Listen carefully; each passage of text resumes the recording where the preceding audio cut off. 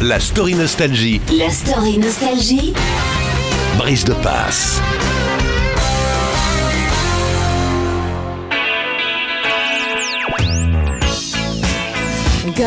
En 1980, nous découvrons à la télévision une délicieuse serveuse à la voix très sexy dans une chanson imparable. Et grâce à ce petit bout de film de 3 minutes qu'on appelle le vidéoclip, tout le monde s'éprend de ce 45 tours des Pretenders. On y voit dans un quartier paumé d'une ville anglaise débarquer une grosse voiture américaine. Et 3 beaux jeunes mecs fringués vintage made in USA en sortent et entrent dans une cafétéria tenue par la belle. Jolie métaphore puisque Chrissie Hynde est américaine alors que ses 3 comparses musiciens sont anglais. Chrissie est en effet née dans l'Ohio, à Akron, le bled quoi.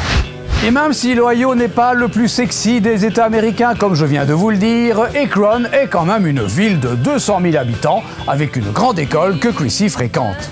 Mais on ne la voit pas beaucoup dans les auditoires, ni dans les fêtes estudiantines du samedi soir. En effet, elle ne sort pas avec les mecs du bahut, car Chrissie rêve plutôt de gars qui font du rock'n'roll, comme Brian Jones ou encore Iggy Pop. Et elle est tellement branchée rock qu'elle lit chaque semaine le journal rock londonien The New Musical Express. Oui, Chrissie rêve tellement d'Angleterre qu'un jour elle franchit l'Atlantique. En 1973, la voilà donc à 22 ans à Londres où elle rencontre, et plus qu'à affinité, le dénommé Nick Kent, journaliste rock. Du coup, elle réussit à rentrer au New Musical Express. Mais là encore, ça ne dure pas.